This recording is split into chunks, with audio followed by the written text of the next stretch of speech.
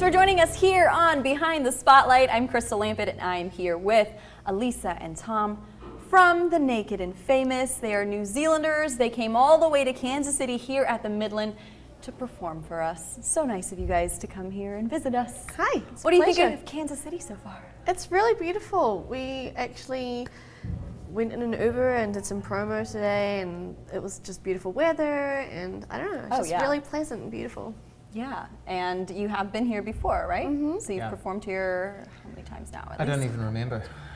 Many. You have a fan base times. here. You do, which is awesome because you don't see a lot of. I don't see a lot of Kiwi artists out there making it huge. So I happen to be a huge fan, and I'm excited to see you guys go international and take over the world. Thanks. So you do have your latest album just released, Simple Forms. Mm-hmm. Tell us a little bit about it, the inspiration behind it. Well, I was talking about this recently, and to be honest, the inspiration behind any music for us is really just the desire to keep being in a band. It's pretty simple, really. Like, people talk about creativity being this thing that just nags you in the back of your head. You know, you just have to get rid of it. So there's no grand scheme behind starting an album other than you just want to. And for us, you know, we took a big hiatus, took some time off after our last record. So this was a big and important album for us, just personally. You know, bringing the band back together, continuing our career. Continuing to do the only thing we really know how to do. You're like, well, what else are we gonna do? Exactly, all right, I guess we'll get back together. So, you know. Yeah. Well, so was the hiatus an actual breakup, or was it just we're gonna take a break and see because we need some space? And I know you two decided to end your romantic involvement, which I appreciate you also being so open about because that's insane. You know, ending an 8-year and also being able to continue working together. That for me is so admirable and so mature. Thank you. I mean, that you've seen. Is the decision just, well, you know, we have a greater vision and the bigger picture here is that it's about the music? Yeah, it was always about, it was keeping the greater good of making music, keeping that alive and keeping ourselves healthy minds, healthy everything. So, you know, we started this band in like 2006 and things really took off for us in 2011, and we've been on the road working, just like grinding the road, touring. So eventually, it just naturally occurred that we needed a break. Everybody needed it, and it was really good for us. And we came back. It's like you needed refreshed, you know? Like there needed to be a little bit of time to revive. And I can imagine that a lot of people have this really romanticized idea of what life on tour is actually like. Yeah. Right? I mean, could you Absolutely. tell us a little bit about what people think life on the road is like and what it's actually like? I mean, I'm not sure what people think it's like, but it's. I think if people you're just not good at sleeping in a moving bed, then it's horrible. So You're going to be sick a lot. Yeah, I don't sleep very much, and I get mild car sickness all the time. So, Yikes! and it's 6 weeks in a moving bed. So you have to get used to some stuff. It's not all that glamorous, but not to make it sound too dark, it's pretty, for lack of a better word, magic. You know, it's fun being on the road and feeling like you're a real musician. That's a really special feeling and quite exciting, especially when you've done it before and you know there are parts of it that you have to look forward to.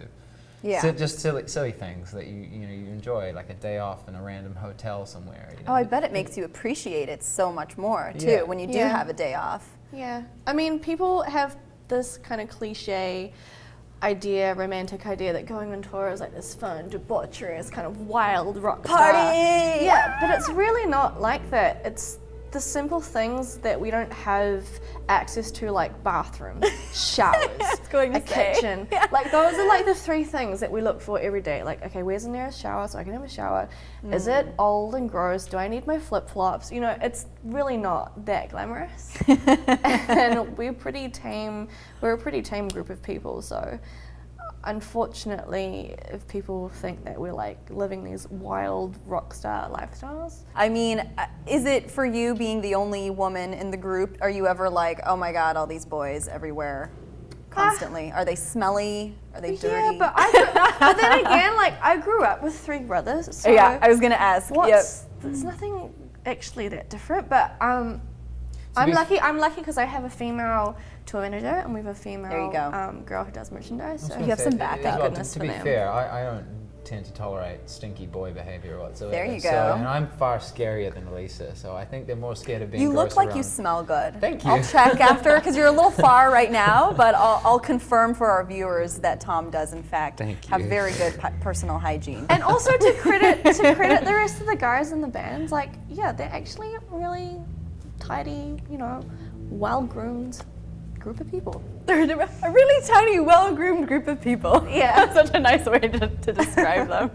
That's awesome. I'm glad to hear. I mean, what do you do when you do need kind of a break from the confined spaces and the car sickness in your case? What do you do to kind of de-stress? Exercise Yeah. is really important as much as Yeah. I can, I guess. It's hard to balance it because you get so exhausted and it's important to get lots of sleep, so you're always balancing fitness and sleeping. So for me, I don't know. Those 2 things, if I don't get either of those things, I go a bit insane.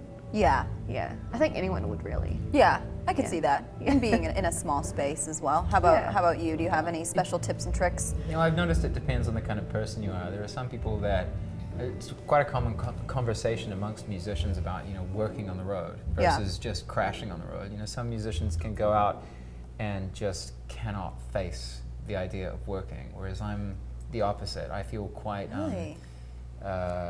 like I'm running in circles if I'm not doing something productive or creating a sort of a path forwards or a future. And I think that's where you get the kind of atypical band leader type, is that you're always paranoid and terrified and anxious about failure. So that But you crash and you get tired. Being on tour is quite it's quite a repetitive thing. So I feel great when I'm doing something new, working on future songs. Yeah. So that's like I'm going to zone out, I'm going to check out for a second. But I do understand that, and especially, and I don't know that you are necessarily a type A personality, but myself being a type A, sometimes if I'm not doing something, I can't sleep. It's almost like I have to work to be able to sleep at night. Yeah, so me too, maybe it's a bit like that. I'm the same. I get it. Yeah. I totally get that. All right, well, thank you guys so much for being here. We have more with the Naked and Famous coming up after this. Don't go anywhere. Nothing you can't build will last.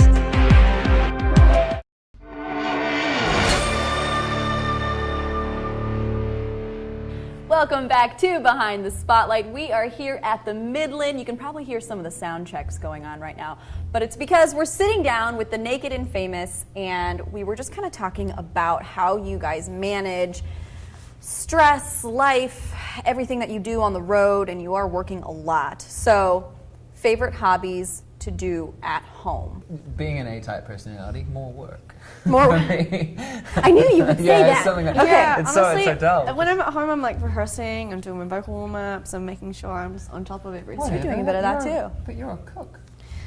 Well, Oh, you're a obviously, cook?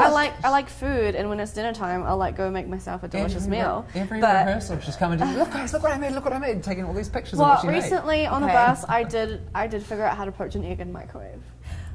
Game changer. Ooh, I learned how to do that with ramen noodles in college because it was a necessity. We couldn't have stoves in our dorm rooms, Oh, so right. it was like, that's But good stuff. I think I'm a pretty crafty person in general. Yeah. That's just the nature. Do you do of who I crafts? am. Do you do any sort of? I just recently took up knitting. Oh, Yep. I'm not judging. I swear. I've actually always wanted to learn how to knit.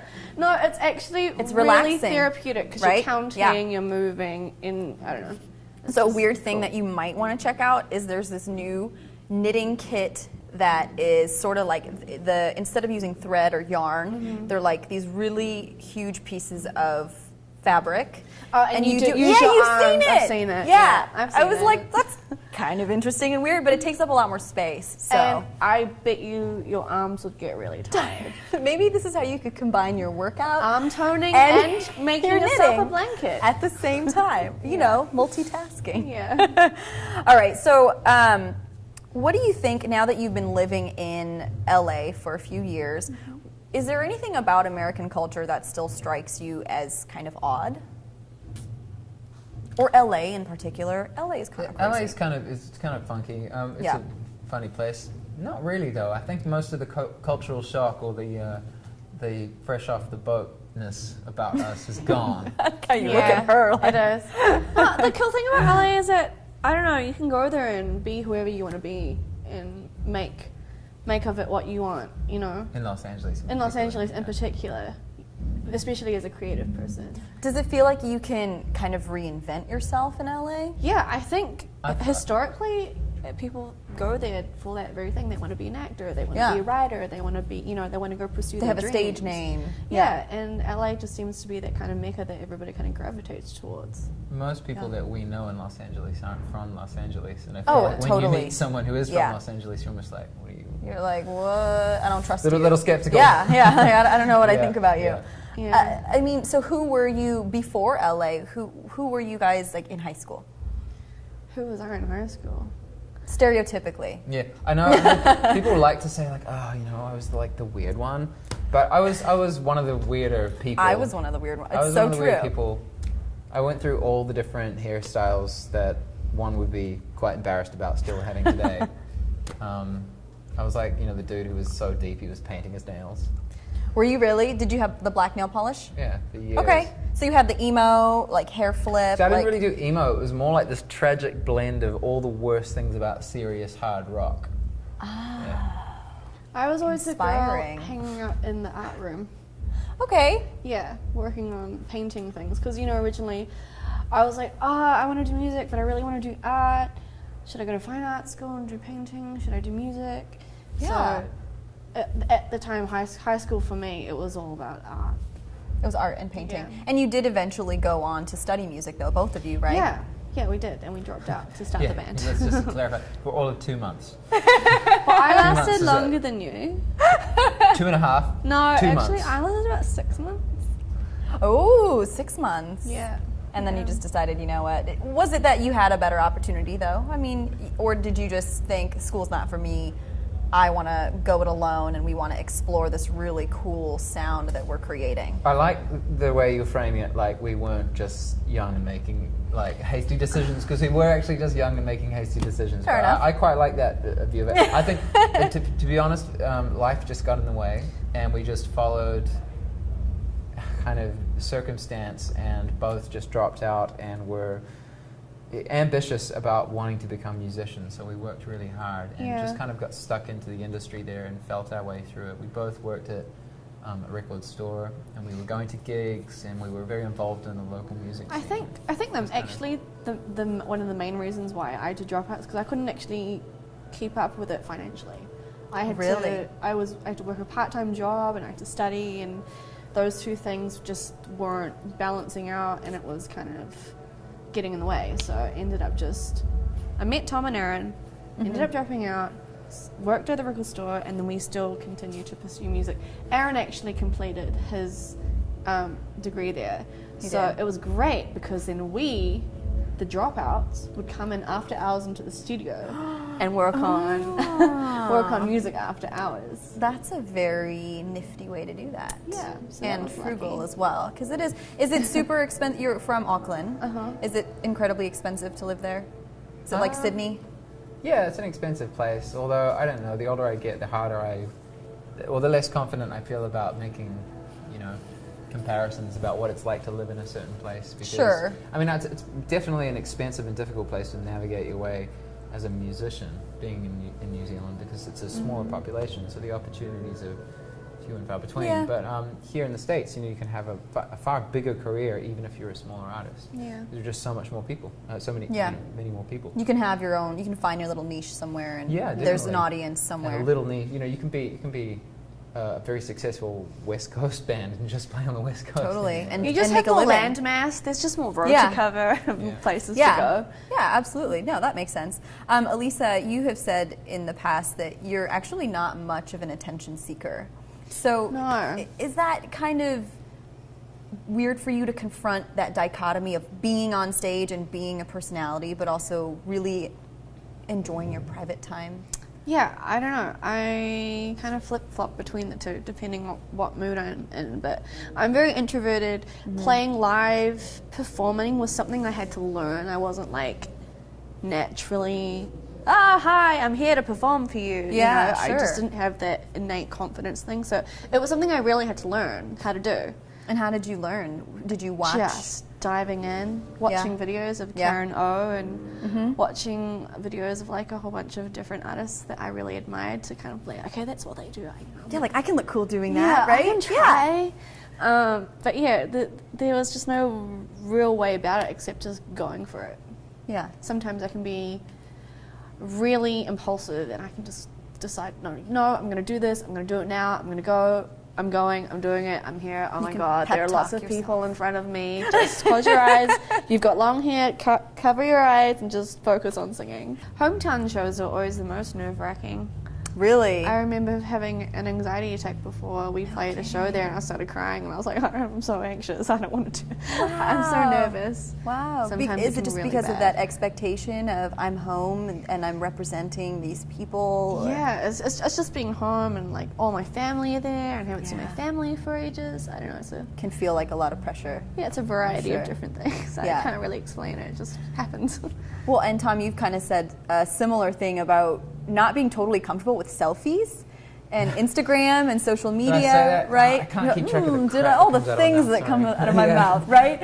Well, has that gotten easier because it is different now? You have Yeah. to promote, and sometimes it feels a little narcissistic. But is that not just the nature of the industry? Yeah, I mean, I'm probably just the wrong person for social media in general. I have to put such a huge effort into it Yeah. to understand it, and yeah, taking a selfie still feels embarrassing and obnoxious and a bit narcissistic. So I do have to put a lot of effort in. But I like in my Instagram, I do for anyone who might be interested in me, who's interested in the band. You know, that's why I would do that. The band one is far more curated now. Like we have people helping us with that, and it's far more of That's an nice. expression about who we are visually and aesthetically. You know, that's what we do with that. But yeah, it's a struggle. This band, we're not particularly good at that side of what seems to be so important in Something music that's now. required. It's so, required, and yeah. the most irritating thing, the frustrating thing, is that there are some people that are successful in the reverse. Their Purely because of it. image is what's feeding the interest in their music and or I don't know persona. And Absolutely. I just do not understand. I personally do not understand the kind of banal averageness of that side of our culture. It's just so shallow. Duck look, face. Look at this. Yeah. It's like the Oh, I get attention- it. The attention span at this point is like we're even getting bored of exciting images. Yeah. I It's don't like what's going to be understand. next? You know, the next thing is going to be like if something doesn't like shock your body, you're not going to be interested. in it, Yeah. you know? Ugh. It's I the just- ADHD world now. Yeah. So, I don't even know if there's an answer to your question. That was No, just, it does. that was just a It ranty, does. whingy complaint. Sorry. It does answer my question. I don't understand Yeah. how those types of people can stay so tethered to their phone all the time too. Yeah. It's so exhausting. Yeah. Just always being Especially if you're an on the phone. introvert, you definitely need to have some distance. I think this is kind of And- where the name The Naked and Famous comes from. Yeah. There's an irony to it, and there always has been. You know, back in the day, it was easy because we were just small-time Yeah. nobodies. But now, I think more than anything, it's a bit of a reflection of who we are as people and who we are as a band. They are naked and famous, but they're naked and famous very sarcastically. Don't miss that. All right, we'll be right back with more Behind the Spotlight after this.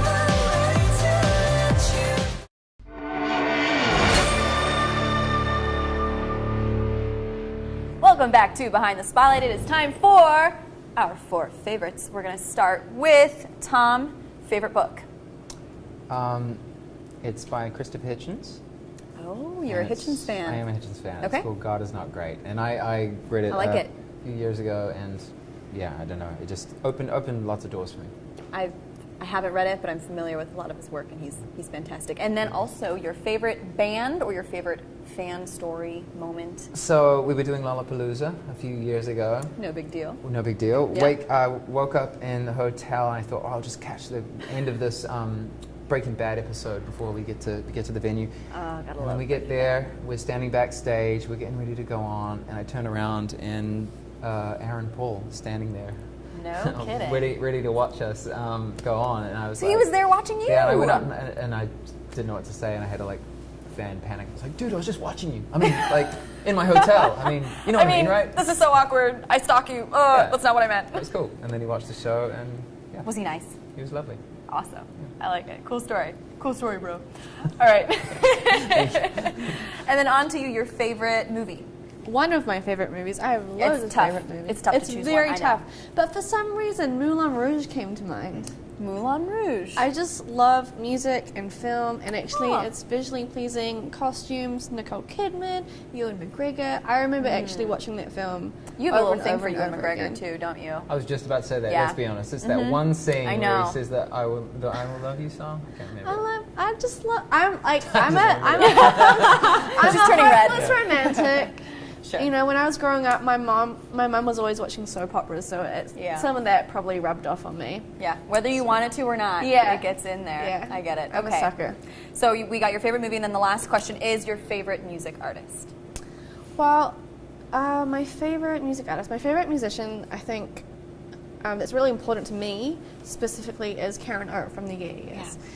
Because growing up, I never really saw like women of color, front rock bands, and you know, I knew I'd always wanted to sing and be a musician, and I didn't think I had the capability to be in a band. I was like, I'm not going to be good enough to do that. Like, who am I? And then I discovered the Yeah Yeahs, and she kind of just opened up the world of awesome. possibility. Yeah. And so she's a very important musician in my history of discovering music and finding my way. Comes down to the role models and what you see. Yeah. So, well, thank you guys so much for joining us for Behind the Spotlight. It was a pleasure. That was the Naked and Famous on Behind the Spotlight. See you next time.